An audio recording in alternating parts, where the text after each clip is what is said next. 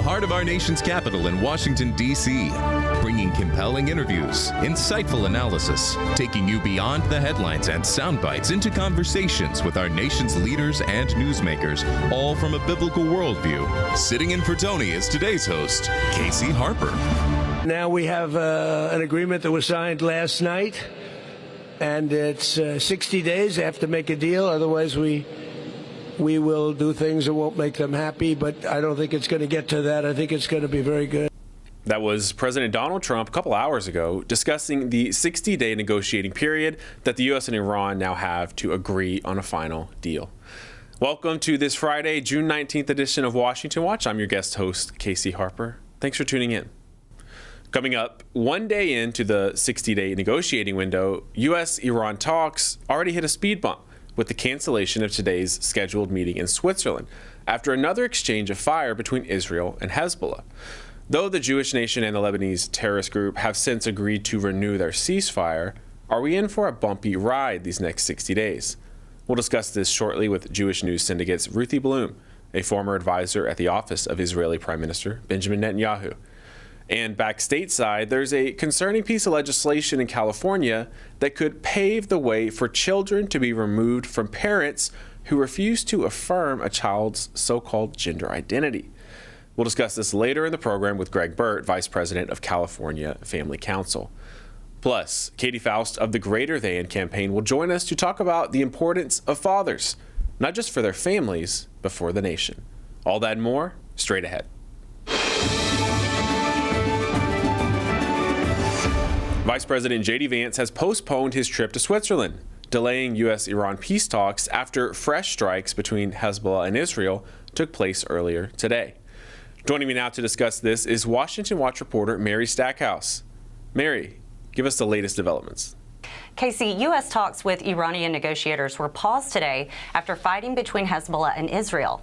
There was no immediate response from Iran about the delayed talks. U.S. officials said that there were plans to hold a formal signing ceremony for a framework for a deal in Switzerland. Iran's foreign ministry, however, called it unnecessary after both countries' presidents signed the agreement. Meanwhile, President Trump will make a rare trip to Camp David this weekend.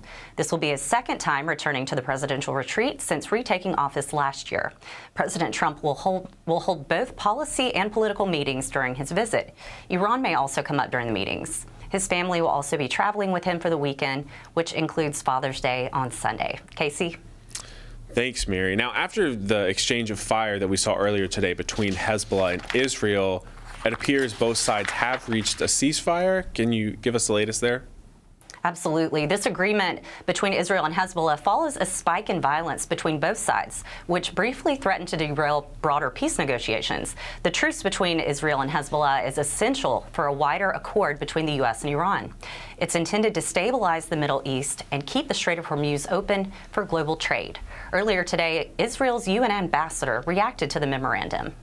This MOU is only the start of the negotiations, and I take him for his word that Iran will not obtain nuclear capabilities. That is the bottom line, and that is the most important thing. We're going to look at the end results of the negotiations, and we trust President Trump. He knows how to negotiate, and his commitment that Iran will not have nuclear capability is crucial. While both sides have agreed to stop fighting, the next 60 days will be critical. Diplomats will attempt to resolve the issue of Iran's nuclear program and permanent border security. Casey? Thanks, Mary. Let's shift to other news. The outgoing Director of National Intelligence, Tulsi Gabbard, released documents. They're pretty amazing. They exposed Dr. Anthony Fauci for trying to hide the origin of COVID-19 being a lab in Wuhan, China. Mary, walk us through this news. So, Casey, on her last day as Director of National Intelligence, Tulsi Gabbard released never-before-seen communications that exposed how Dr. Fauci funneled millions of U.S. taxpayer dollars to the Wuhan lab to fund dangerous gain-of-function research. She said the research is linked to Big Pharma and their pursuit of universal vaccines worth trillions of dollars. The Wuhan lab, of course, is where COVID originated. In a video released today, Gabbard shed light on what she says Dr. Fauci tried to hide. Now, these documents expose Fauci's direct role in influencing and manipulating IC assessments on COVID-19 and how Fauci lied to Congress in 2024 when under oath he denied knowledge of or participation in discussions with intelligence officials about viral research. We also received testimony from multiple intelligence community whistleblowers who reported retaliation for challenging the intelligence community's manipulation of intelligence on the virus's origins. Now, Gabbard went on to say that Dr. Fauci was the behind-the-scenes advisor who, alongside his handpicked so-called experts, pushed the intelligence community to endorse a natural animal origin to hide his gain-of-function research. She said that Dr. Fauci became the nation's pandemic pundit and that he publicly pushed lies, disinformation, and censorship using every platform available. Casey? All right, that's one way to end your job, for sure. Thanks, Mary, for the updates. Appreciate it. Thanks. I want to turn back now, though, to the latest in the Middle East and get a perspective from Israel. Joining us now to discuss this live from Tel Aviv is Ruthie Bloom, a columnist and senior contributing editor at Jewish News Syndicate. She's also a former advisor at the office of Israeli Prime Minister Benjamin Netanyahu. Ruthie, welcome back to Washington Watch. Thank you so much for having me back. Well, I want to get your take. Of course, I want to talk about the Iran deal in a moment. But first, we have this ceasefire, this breaking news of a ceasefire between Israel and Hezbollah. What can you tell us about it? Well, we've heard that before, okay? First of all, this is on a day when the announcement of 4 Israeli soldiers who were killed by Hezbollah fire. During the day, there were rockets headed toward northern Israel that were intercepted. So, you know, we've been talking about a ceasefire for weeks and weeks, and Hezbollah has not stopped firing. And as a result, Israel reserved the right to retaliate. And it's a shame that the so-called Iran deal, that's just a memorandum of understanding, it's a shame that it's linked to Lebanon because, you know, the idea that somehow a terrorist group can dictate to a terrorist state what should go in a memorandum of understanding with the greatest superpower in the world and a democracy, I think something is very wrong here. Yeah, I think you're not alone in that assessment. I want to get your reaction to this clip of the UN Secretary General spokesperson calling on the two parties to cease hostilities. Let's take a listen. We are, of course, aware of the reports indicating that Israel and Hezbollah have agreed to a ceasefire, and we welcome such developments. We continue to call on the parties to cease hostilities, respect existing ceasefire arrangements, and pursue dialogue as the only viable path to a long-term security and stability on both sides of the blue line. I don't put a lot of weight on the UN, to be honest with you, Ruthie, but it's interesting to hear that, the call on both sides. But, I mean, it seems like Hezbollah is the terrorist group that's firing into Israel, regardless of any deals. That's right. And to say both sides is absolutely immoral. It isn't both sides. You're talking about a terrorist group, a proxy of the Islamic Republic. And, you know, you absolutely can't say both sides as though they're on equal footing. And this is my problem also with the Memorandum of Understanding. The reason that Tehran believes it won this war is that President Trump seems to be treating it as an equal partner in a negotiation. And that's a big mistake when you're dealing with the Middle East. So you talked about Iran's place in the world after the deal. That's something we're hearing a lot about. You talked about Hezbollah. The rest of the Memorandum of Understanding, I mean, we have these 14 points. Honestly, some contradictory reporting on what's actually in it. You know, there's been copies released. What is your take overall on this memo? Well, I hate to say this, but I think it's dreadful. And I say this as a great supporter of President Trump and his administration and have been a great defender of it. But these points, Obama's people could have written them, and it's very distressing because, again, it gives leeway to the Islamic Republic. And the reason I don't even like to call it Iran is because the Iranian people need to be there has to be a distinction made between Iranians and their evil regime. These points in the MOU are really, they're treating it as though, okay, now, we're equal, now we're going to the table to negotiate. This is, in my view, snatching victory from the jaws of defeat.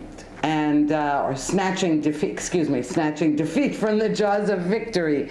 It was a slip that's not accidental. Right. That's one of the great tragedies here is Iran has, I believe, 92 million people. Actually, about 1 million of them now, and some estimates are Christians, by the way, which is a new development and very important and something that the American church has been talking and praying about and celebrating. And the regime is very small by comparison. It really has them under their thumb. And the president himself famously posted on Truth Social, in all caps, "Help is on the way." But I'm curious if you think that did we just unable to fulfill that promise for the Iranian people, I guess? Well, look, first of all, in fairness to President Trump, he accomplished much of what he set out to accomplish, and so did Israel, and that is totally destroying the nuclear facilities, the army, the navy, the killing off the leaders, 2 tiers, as President Trump likes to say, the first tier and then the first tier and then the second tier, and now there's a 3rd tier. So it's not all for naught. But it wasn't enough to enable the Iranian people to take to the streets again without being slaughtered. And so that's a problem. Now, it is true that President Trump never said that regime change was his goal. It was not making sure that the regime didn't have nuclear weapons. But he did start to, I would say, omit other parts of this, which is terrorist proxies all over the region and the world, and ballistic missile capabilities. And suddenly he started to say, well, maybe they can enrich a little bit of uranium. He gives so many different press conferences and speeches and talks to different journalists, it's hard to keep track. But he even said, well, Saudi Arabia has ballistic missiles, so maybe Iran can also. So, it's very, very disturbing. It's not that nothing was accomplished. It's that the losing side in this war should be suing for peace and not the other way around. Yeah, and sometimes it's hard to parse out the president's aims because he often uses threats and different posts as part of the negotiating process. But I want to get your take here with about a minute left for you. The U.S. media, at the very least, has been trying to paint the U.S.-Israeli relationship kind of like a couple that's maybe estranged, considering divorce, at least thinking about a breakup. There's a lot of reporting on that, and the president has been critical of Bibi Netanyahu at times. What do you make of that? What's the perception inside Israel of the relationship between the U.S. and Israel now? Well, I think that we can take what Prime Minister Netanyahu said, and he said, it's like a family, and you don't always agree, and the United States, of course, has its interests, and the United States, of course, is the bigger power, and Israel is the lesser power, but Israel also has its own interests, and these two, though they often align, they don't always. They're not identical. So I would say that that's the description. Unfortunately, Vice President J.D. Vance has been taking a very unpleasant tone toward Israel, and I think a lot of people are responding to that. All right. Well, thank you for joining us today, Ruthie Bloom, columnist and senior contributing editor at Jewish News Syndicate. Appreciate your perspective from inside Israel. Thank you so much. Folks, this is a time to be praying. The chessboard is being set up in a geopolitical way for the last days, and we can't miss it. But coming up, we're going to discuss some nonsense in California and parental rights being stripped away. One nation under God. America's undeniable foundation of faith. Before America was exceptional, America was prayerful.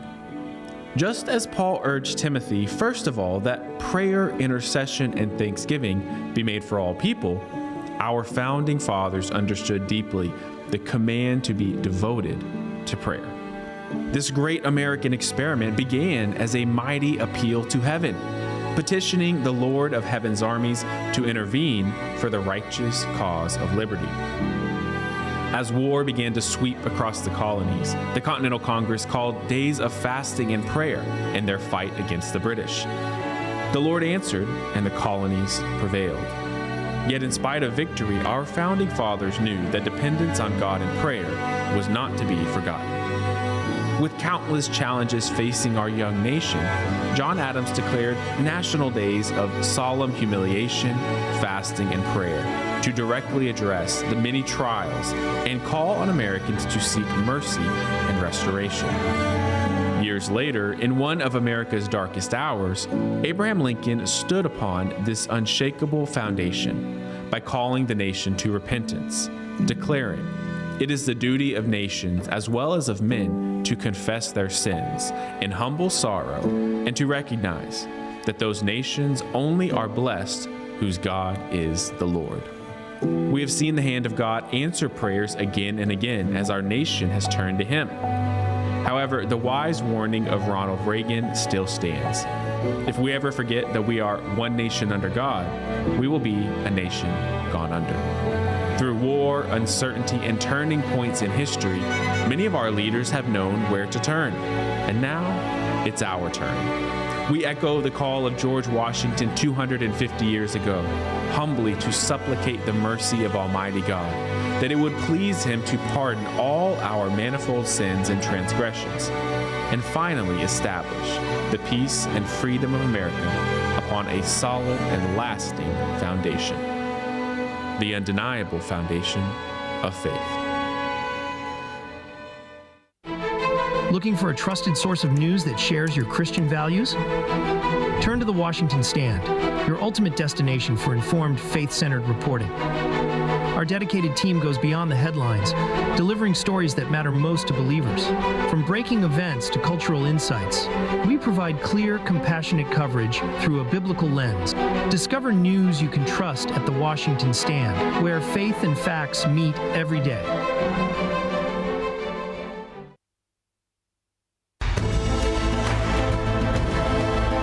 Welcome back to Washington Watch. I'm Casey Harper, your guest host for today. Thanks for tuning in. Just a quick reminder, as part of our Defend Our Founding Freedoms campaign, generous friends of FRC have put forth a special matching challenge fund. So any gift that you give until June 30th is doubled. Now, for your gift of $250 or more, we'll send you a commemorative In God We Trust coffee table book. So to have your gift to FRC doubled for a limited time, text GIVE to 67742. Join us in standing firm for what our founders fought for. Now, speaking of standing firm in fights, Democrat lawmakers in California are notorious for pushing radical bills that attack parental rights. Among the latest is AB 1967. Now, this bill could pave the way for children to be removed from their homes of parents who refuse to affirm a child's cross-sex identity. Well, joining us now to break this down is Greg Burt, Vice President of the California Family Council, which is the family policy council in California that accomplishes at the state level what FRC does at the national level. Greg, welcome back to Washington Watch. Hey, thanks for having me. Well, it's good too, because you guys in California you're always up to something, and AB 1967 is the latest example. Can you unpack this bill and why you're standing against it? Right. This specifically goes after parents who have a troubled child and they put them in some kind of residential facility, maybe for emotional issues, maybe it's for drug abuse.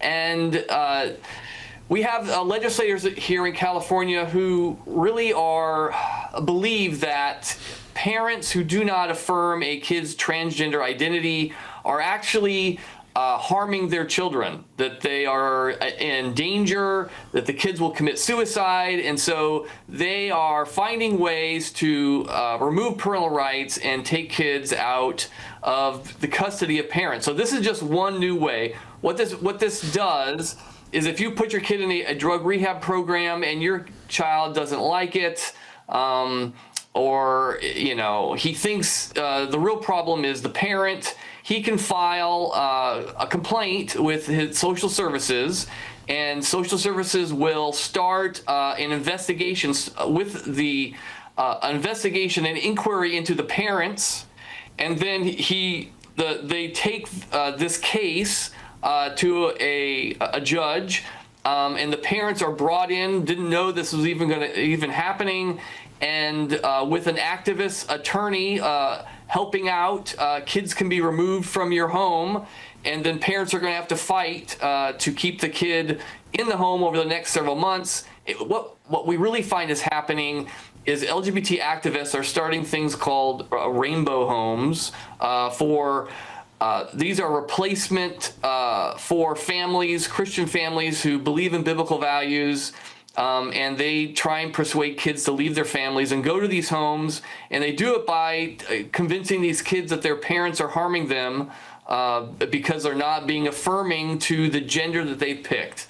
And so this is a pattern here in California. That's why, just like in other states, California has been secretly transitioning kids at school, demanding that they don't have to tell parents when they change their name and pronoun. Thank goodness we had some great teachers here who refused to do these secret transitioning. The case has made its way to the Supreme Court. It's called the Marabelli case. And the Supreme Court just recently has put this policy on hold and more or less told California, you must respect parental rights. Well, all right. So it's easy to see why that is a very controversial piece of legislation. California Family Council sent an opposition letter to ask for an amendment to this bill. I mean, I can imagine a situation, I think everyone could, where a child needs to come out of a home. But clearly this, as so many California laws do, it is so broad that it errs on the side of giving all the power to the government and taking it from the parents. So tell us what changes need to be made to this bill to make it palatable. Yeah, one of the things we're worried about is, child abuse includes serious emotional harm. And we are concerned that social workers or judges are defining serious emotional harm as not being affirming.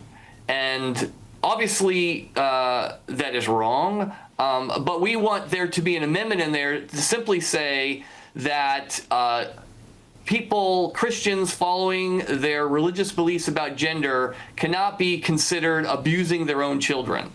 And we would love to have this in law, but right now it is not. And so we have heard stories, we know stories of parents who have lost custody of their kids simply because they would not affirm their kids' chosen gender. They didn't want to refer to them as the opposite sex. And that alone was considered making their home abusive. And so that's one of the amendments we want. The other one is we want to make sure that when parents' homes are being evaluated, it's not done in secret. And that parents are aware of this so they can get an attorney and so they can be prepared to defend themselves. And so if they put both of those safeguards in this bill, we would have a lot less problems with it. Sounds like something called due process. Pretty foundational to our constitutional rights. And, I've talked about this on the show before, but this expanding of emotional harm or affecting mental health is right out of the leftist playbook. Everything that they want to pass, they say, well, if it affects emotional harm or you can take the kid away, or if it's going to affect a woman's, mental health, which could be something like even anxiety, then she's allowed to get an abortion. So I just always want to highlight that when it comes up. But I want to ask you about a different bill. It's AB 2164. Now, this expands California legal protections for those involved in abortion and so-called gender-affirming procedures, which is really gender-rejecting, actually. You testified in opposition. We got about a minute left for you just to lay the groundwork for that one for us. Right. As states around the union are banning this medical transitioning of minors, whether that's puberty blockers, cross-sex hormones, and surgeries, and they're also banning abortion. That includes the most important, not famous, but popular way to abort now is through chemical abortions. And so California wants to be the place where anybody who breaks those laws to come to California and we'll protect them. But the Constitution says that we need to honor extradition orders from other states. So if somebody breaks a law in a state and they flee to California, California is supposed to send people back. Well, this bill protects those individuals and says we will not send anybody back who has broken abortion laws or these transgender surgery laws in other states. We're going to protect them. We're going to hold them, and we'll be the safe haven to come if you break other laws in other states. So that's a big problem. All right. Thanks for joining us today, Greg Burt, Vice President of the California Family Council. Appreciate it. Sure. Folks, California needs our prayers, but it's not just politics. Kids are the victims here. Stick around. The Stand Firm app brings trusted Family Research Council resources together in one place. Stay informed with news articles from the Washington Stand, watch interviews from Washington Watch, explore courses produced by FRC, and find many other resources to equip you to engage culture and government from a biblical perspective. Download the Stand Firm app today by texting APP to 67742 or by searching for Stand Firm in your app store. Have you noticed the upsurge in gambling ads? How could you not? The ads are big, bold, shiny. They virtually glitter with gold. Well, fool's gold. Because as they say, the house always wins. But some lessons are easily forgotten, and nowhere is this more evident than the rise of the sports betting industry. Since 1992, 39 states and Washington, D.C. have legalized sports betting, and as a result, more than $600 billion has been wagered on sports since 2018. Now, Christians should be instinctively concerned about the latest growth in gambling. For one, gambling profits are often losses for those least able to afford them, causing unnecessary friction within families. Secondly, it's inherently exploitative. The gambling industry necessarily harms one person to benefit another. Gambling offers me the chance to gain at your expense. For me to win, you must lose. But even if I win, I lose the dignity and satisfaction of earning what I have. By greenlighting gambling, cities and states across our nation take the short-term gain of a little extra revenue for the long-term loss of strong communities. States think they're winning when in the long run, really, they are losing. Remember, the house always wins. Follow Family Research Council's news outlet, The Washington Stand, for more stories that speak out against policies undercutting strong families and strong communities. Because the only house that truly wins is a house built on a solid rock, God Himself. The following segment of Washington Watch is underwritten by Patriot Mobile, a champion of First and Second Amendment rights, military, veterans, first responders, and a strong supporter of the sanctity of life. To learn more about Patriot Mobile's nationwide service across all 3 major U.S. networks, go to TonyPerkins.com. Welcome back to Washington Watch. I'm Casey Harper, your guest host for today. This Sunday, of course, is Father's Day. And while the holiday may feel like something that would not be covered as hard news, the fact is the impact that fathers have extends far beyond their own families. There are national implications, as U.S. Senator James Lankford actually highlighted on the Senate floor yesterday. When I hear people complain about the status of where we are as a nation, I have to tell you the first place that I look are dads. And to say, how are our dads doing? Because dads will define a tremendous amount of the strength of our nation and the strength of our culture. If dads back away from their families, families get weaker, communities get weaker, the nation gets weaker. If dads are engaged with their kids and with their families, the nation gets stronger, communities get stronger. Have we forgotten why fathers are so important? Well, joining us now to discuss is Katie Faust, founder and president of Them Before Us. It's a global movement defending children's rights to their mother and father. She's also the spokeswoman for the Greater Than campaign, which is a coalition of organizations and leaders united by a mission to protect children. FRC is proud to be part of that coalition. Katie, welcome back to Washington Watch. Great to be with you, Casey. Yeah, sure. I want to get your thoughts on what Senator Lankford shared on the Senate floor yesterday, reaction to that clip. Spot on, exactly right. Objectively correct, measurable, whether you're looking at the individual lives of children or the thriving of a nation. He's absolutely right. And I think the one thing that makes me the angriest is the diminishing of fatherhood, the denigrating of dads taking place in our culture, whether it is through sort of sitcoms, always poking fun. It's always the dad that's the butt of a joke. It's always the mom that has to come to the rescue, or like working fathers out of family, whether it is erasing the words mother and father father from parentage laws, which erases moms, but it also erases dads. It makes it easier to create fatherless children. Buying and selling dads on the open market through sperm donations so that you can manufacture a fatherless child into existence. Certainly family policies or welfare policies that make it harder for dad to join the family, even if he wants to. Senator Lankford is exactly right. Individual children long to be known and loved, not by generic caregivers. They want their father. They want their own dad in the house every day, guiding them, protecting them, encouraging him. And that one person does something for a child that nobody else will do. Not a heroic, inspiring coach, not one mother or two mothers or 10 mothers. A child's own father is going to benefit them in ways that no other adult can. Thank God for redemptive step-parents and thank God for adoption. But on a population-wide level, if we want individual children to thrive and therefore our nation to thrive, we need strong, connected, encouraged fathers. Katie, you and the Greater Than campaign, which FRC is proudly a part of, it kind of has this funny way of saying things which are self-evidently true and obvious, but also very controversial somehow. What points have you been making this Father's Day? What do you make of all the pushback? Well, at greaterthancampaign.com, you can go see that FRC is one of our primary core allies as it relates to the effort to retake marriage on behalf of children. We're going to overturn Obergefell because it makes mothers and fathers optional in the life of a child. That's what happened as a result of the 2015 Supreme Court decision that said that gay couples have equal rights to marriage. Well, what you do is when you make husbands and wives optional in marriage, mothers and fathers become optional in parenthood laws. The problem is that for the child, their own mother and their own father are never optional. It leaves a lifelong wound, it developmentally disadvantages them, and it turns them into commodities that can be bought and traded by any and every adult with a contract. So we're simply saying we want kids right back at the heart of what we think about when it comes to marriage and family, and children's right and their need for their own father and their own mother is greater than adult desires, greater than adult affirmation, greater than so-called adult equality.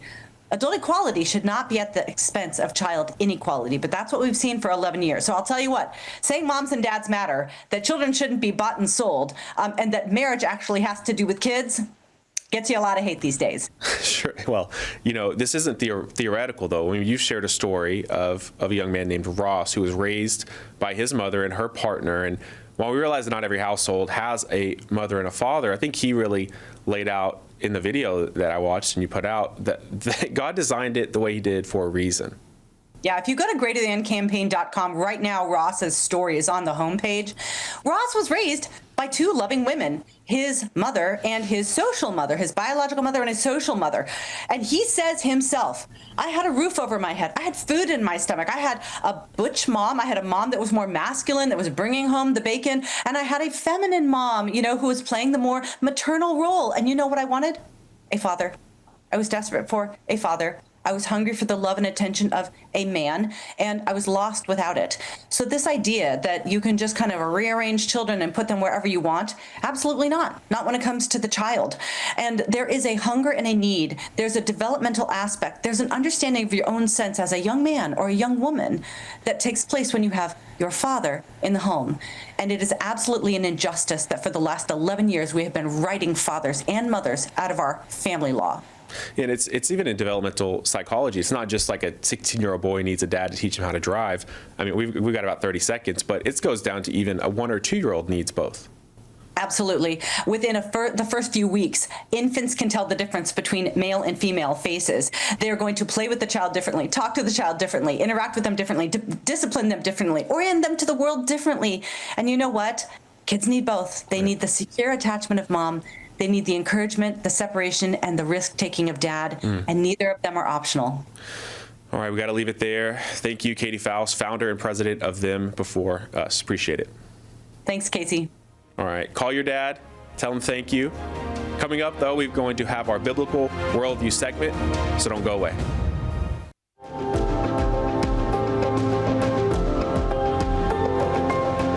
Family is the oldest, most tested, and most reliable unit of society. It is divinely created and sustained. And yet, there are those who are always tampering with its values and structure. That's why we need organizations like the Family Research Council, that can effectively defend and strengthen the family. Family Research Council began over 40 years ago, like all great movements of God, with prayer. Today, rooted in the heart of the nation's capital, FRC continues to champion faith, family, and freedom in public policy and the culture from a biblical worldview. FRC is one of those bright lights that helps us focus on true north. And I shudder to think, had they not been here, that it could have been worse. The Family Research Council has literally millions of people that follow what they do. And that small army makes a difference. Every time I meet with Tony, he prays for me. That matters. This is a grassroots organization. Tony and his team in Washington do a great job, but the power of the FRC is the people. It's just a wonderful parachurch organization that doesn't seek to take the place of the church, but it seeks to assist the family and the church as we try to move forward successfully, not in a defensive mode, but in an offensive mode as we seek to live our lives according to the Holy Scriptures. FRC is not going to be whooped. We're going to fight. We're going to take a stand. And again, we don't retreat. To thousands of Americans who love this country and happen to believe the Bible as a definitive way to live, we will not be silent. We will not shrink back. We will not apologize for biblical truth. We will continue to stand for it.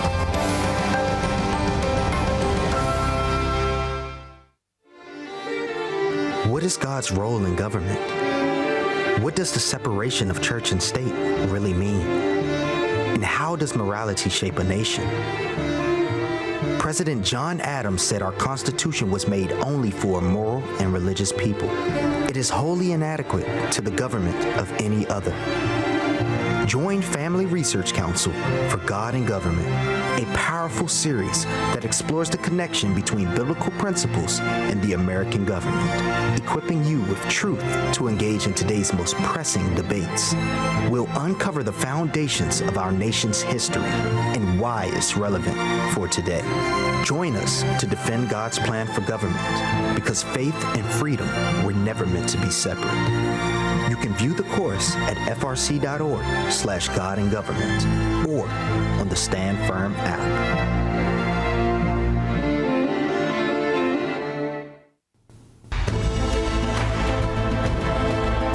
Welcome back to Washington Watch. I'm Casey Harper, your guest host for today. Thanks for tuning in. Well, before we go to our next guest, we have a couple of reminders for you. First, as part of our Defend Our Founding Freedoms campaign, generous friends of FRC have put forth a special matching challenge fund so that any gift you give to FRC until June 30th is doubled. And for your gift of $250 or more, we'll send you a commemorative In God We Trust coffee table book. It captures our nation's biblical foundation as reflected in the monuments and memorials here in Washington, D.C. To have your gift to FRC doubled for a limited time, text GIVE to 67742. Join us in standing firm for what our founders fought for. Also, if you haven't already made plans to attend the Pray, Vote, Stand Summit 2026, I want to personally invite you to join us. The summit will be held September 24th to the 26th at Cornerstone Chapel in Leesburg, Virginia, just outside our nation's capital. This will be an opportunity for you to connect with Christian leaders, issue experts, and government officials who are standing for faith, family, and freedom. You don't want to miss this. So register today. Text SUMMIT to 67742. SUMMIT to 67742 for more details. Well, while this week's Memorandum of Understanding between the U.S. and Iran is what has dominated the headlines, it's important to not let these other stories slip past us, especially when they have implications for the body of Christ. So joining us now for our weekly worldview discussion on some of these news items is Dr. David Clausen, Director of the Center for Biblical Worldview at Family Research Council. Dr. Clausen, thanks for joining us. Happy Friday. Great to be with you, Casey. Happy Friday. It's good to have you, and it's almost Father's Day, too. That's right. So, happy Father's Day. Thank you. I'll take it. Happy to you as well. I want to ask you first, we're going to go through a few topics as we do. You had an article in World Magazine about India and some of the gender debate in India, which I found fascinating. Tell us what this is and why it's important. Yeah, and this hasn't really gotten a lot of attention, I don't think, in the United States, at least that I've seen so far. But what effectively happened in the nation of India, which is the most populous country in the world, is that lawmakers have walked back a 2019 transgender law. What's interesting, Casey, under the previous framework, an individual could obtain legal recognition as transgender really by just asserting their status as transgender. And so now what's happened is a new law has been put forward by lawmakers. I believe it's been signed by the president that if someone wants to identify as transgender, they have to go through a medical review and a government certification now. And so I think that the big takeaway for me with this story, though, is that lawmakers have in India concluded that self-identification alone is not a sufficient basis for legal recognition. So, I don't have any trips planned to India, to be honest with you. I'd love to visit. It sounds like fun. But what's interesting to me about this is that India is not a Christian country. I think it's only 2% Christian. And so there's no sense in which you can say the Christian far right has been conspiring to pull the levers of power in India, a Hindu nation. What does it say about not just India, but maybe some of the self-evident truths on this issue? Yeah, great question. And I think what's important is when you look at India, we already said it's like 1 billion people, I believe. They surpassed China as the world's largest country. 80% of the nation is Hindu. Christians make up literally is just under 2%. And so, yeah, you totally can't say that this is a result of right-wing activism or Christian nationalism. The church is very small over in India. I think what this tells us, though, is that the created order has a way of reasserting itself. Right. You look at the claims of gender identity, which again is just by asserting one's transgender status, you're then recognized as someone who's transgender, who receives the benefits of this minority status. And I think lawmakers in India, again, they're not coming at this from a Christian worldview. They're not coming at this with the worldview informed by Genesis 1 and 2, male and female, he created, he, them. They're just looking at this objectively and saying this does not work legally. Right. This does not work practically when you just base the law on whims, on self-expression, on urges and desires. It just does not work. And so again, my takeaway looking at this from a Christian worldview perspective is that you can push against the created order and you can suppress and deny biological truth only so long. But again, the created order in reality has a way of pushing back. Yeah, I mean, Romans teaches us that we can look at creation itself, even if you don't have a Bible in hand. You can discern things about creation that tell you about God, and actually that people will be judged based on that level of revelation. And so what you realize is that there's common sense, there's truth, there's things that are obviously true, as the Declaration of Independence says, self-evidently true. And these new ideology about transgenderism is actually very new, very novel. I mean, he keeps popping up, actually, to the detriment of every civilization that adopts it, by the way. But it goes against what we know to be true. Yeah, in case what you're getting is, I think, what theologians would call natural law. And you're absolutely right to point to Paul. And Paul in Romans 1, Romans 2 develops this idea that God has revealed truths about himself. He's revealed truths about the natural order that you can recognize through reason and observation. You don't need to have God's special revelation in Scripture or have a biblical worldview to recognize that there are certain ways the world is ordered. There are certain ways. This gets to the level of ontology, of being. And again, I think this is specifically a powerful example. We have examples in the U.S. with the men competing against women and the issue of children getting these irreversible surgeries. I think that's the issue. The two issues that have really woken up a lot of people in our country. No pun intended. True, but in India, though, it's just interesting because they're so removed from what we would call a biblical worldview, but they've realized that again, solely identifying yourself on these subjective feelings, urges, when you're that detached from biological reality, it doesn't work. And I think that, again, this is an affirmation of what we as Christians understand is the way God's ordered the universe. Yeah, for some reason, you have to be a very, quote-unquote, advanced society to come up with some of these ridiculous problems. And I think we've gotten there. I want to ask you about another issue. It's actually related in the sense of natural law, what we can discern naturally, but it's same-sex marriage. Yeah. We've talked about this on the show before, but Gallup had a fascinating new poll that showed that support for both the gender transition issue, I think we already knew that the support for that was declining. I think that was kind of obvious in the air, but it wasn't just that. It is support for same-sex marriage is declining. Why do you think that is? I think a lot of Americans are realizing that ideas have consequences, as the old adage says, Casey. You know, I think for years the sexual revolution was largely debated at the level of abstract principles. So think of terms of self-expression, autonomy, personal freedom. But I think a lot of Americans now are looking at how these ideas affect real-world issues like sports, like parental rights, like privacy, like the health and well-being of children. And so I think when ideas move from theory, the realm of the theoretical, to practice, a lot of people begin asking the harder questions. Does this ideology actually contribute to human flourishing and well-being? And again, we've said this, but I think a lot of Americans, looking at this through a worldview perspective, that reality again has a way of asserting itself. You can suppress and deny certain truths about the universe only for a certain amount of time, I think. And I think again in this country, you have people even in Boston or New York City or Seattle, liberal parents who are fine in theory with gender identity and gender ideology, but they don't want their little girl having to go into a locker room where there might be a 16-year-old boy. They don't like it that their little girls are missing out on the medal stand or missing out on scholarship opportunities. And so I think a lot of Americans are simply recognizing that biological sex and recognizing that marriage, these realities actually matter and have real world consequences. Yeah, that's right. And another part of this is that the initial lie about 20 years ago, when this started to gain steam, the initial lie for same-sex marriage was what happens between two consenting adults in the privacy of their own home is none of your business, David. Right.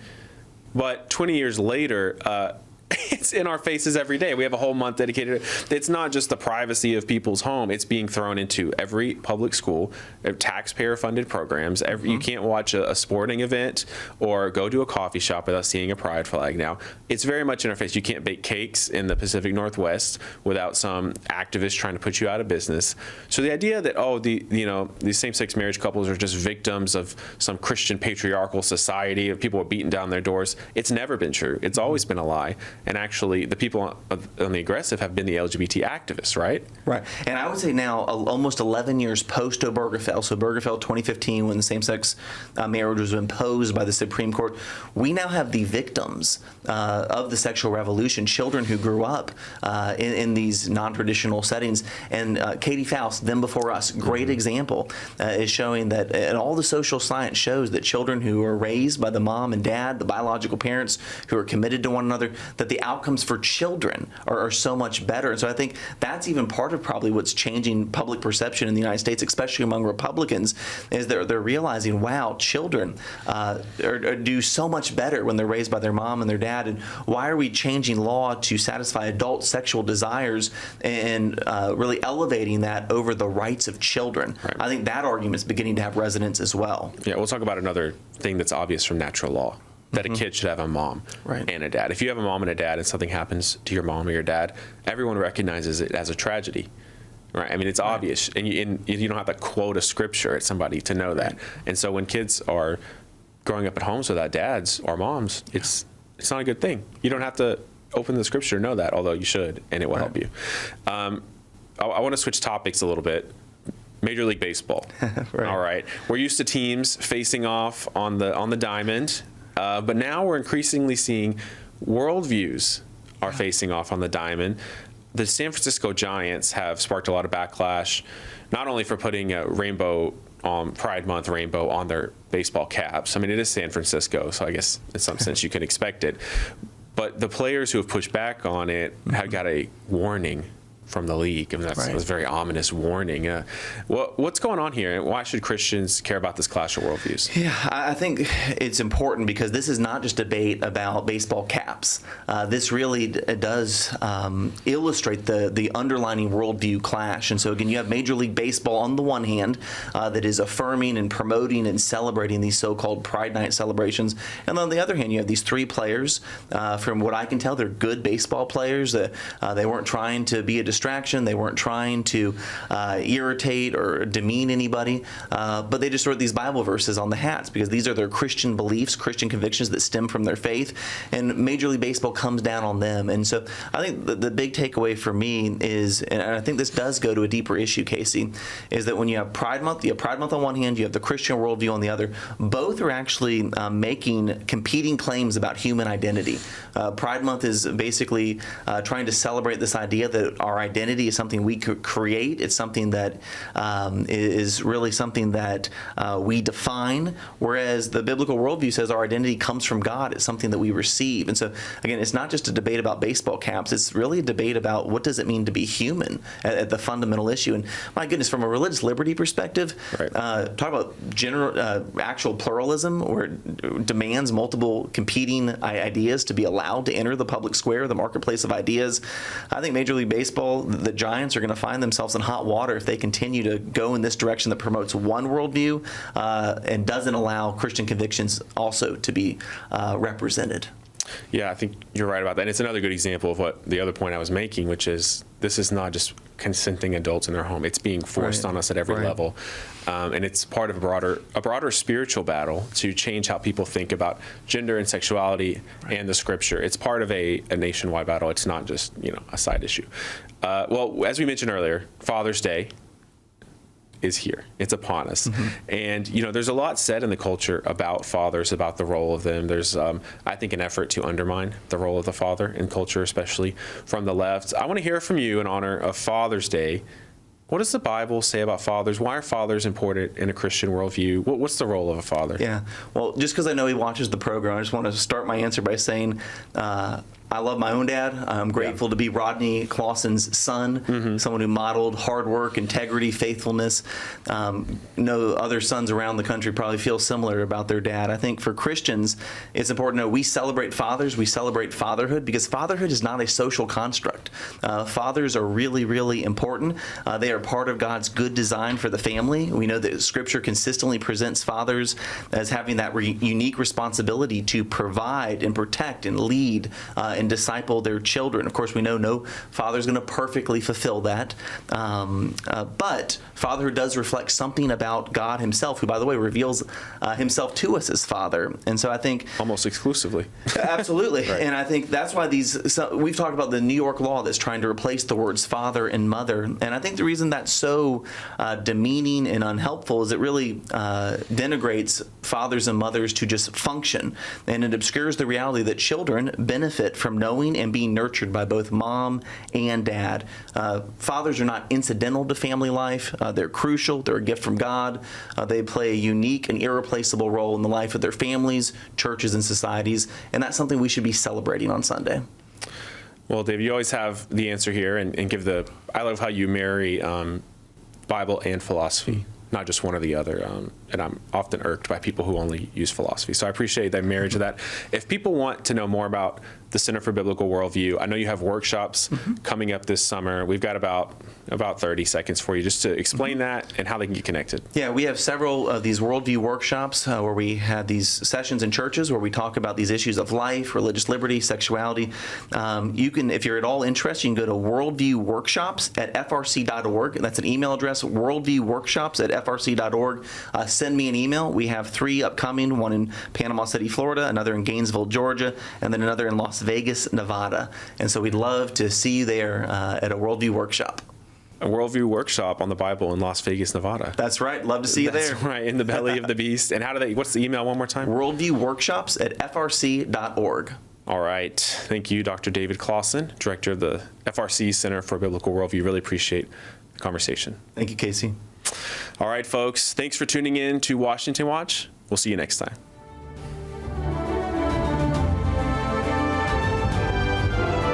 Washington Watch with Tony Perkins is brought to you by Family Research Council. To support our efforts to advance faith, family, and freedom, please text GIVE to 67742.